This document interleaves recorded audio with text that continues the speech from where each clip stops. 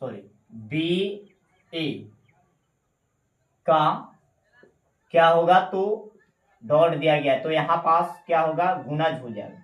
क्या, गुणज, यानी बी ए बराबर हो तो बी ए का गुणज हो जाएगा। ठीक है, बी बराबर ए सी हो तो बी ए का क्या हो जाएगा, ये गुणज है ना।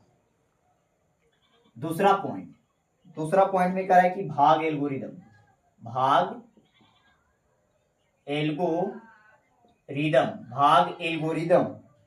बराबर दिया गया ए बराबर बी क्यू प्लस का आर।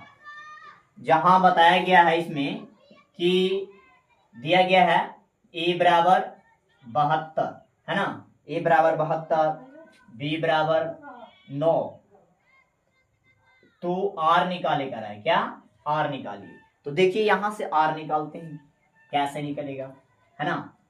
तो सबसे पहले भाग एल्गोरिदम बराबर फॉर्मूला ए है ना, ए बराबर बी क्यू प्लस का आर, है ना। अब यहां पास ए का मान दिया गया है 72, कितना, 72 दिया गया, बी का मान 9 दिया गया है ना, और क्यू का मान नहीं दिया गया, क्यू का मान भी नहीं दिया गया है, और प्लस में आर का मान निकाले भी कर रहा है ना, प्लस का आर मान भी निकाले कर रहा है उसको। तो देखिए आर का मान अभी रहने दो, है ना, आर का मान बाद में निकालेंगे, पहले इसको क्यू को निकालो, है ना। तो यहाँ पास 72 बराबर इसको गुना करेंगे तो 9 क्यू हो जाएगा, है ना। अब यहाँ पास ए गुना से भाग में लेके जाएंगे, यानी क्यू निकालेंगे, यानी 72 बटा का 9, इसको कैंसिल करेंगे, 9 8 72, यानी क्यू का मान क्या हो जाएगा, 8 हो जाएगा, है ना, 8 हो जाएगा।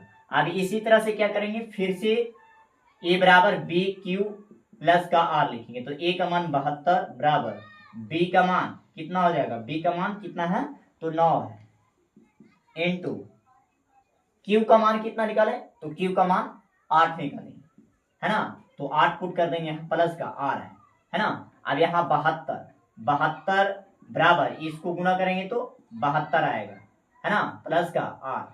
अब ये 72, अब ये प्लस में जो है इधर लेके आओ इसको, है ना, माइनस का 72 हो जाएगा बराबर आर। अब इसको कैंसिल घटाएंगे तो कितना आएगा, 0 बराबर आर, यानी आर बराबर 0 और क्यू बराबर इतना, यानी क्यू बराबर आ गया 9 और आर बराबर हो गया 0। ये पुट करना था। अब देखना इसी तरह से तीसरा पॉइंट दिया गया है। तीसरा पॉइंट में बोला है, यदि भाग एल्गोरिदम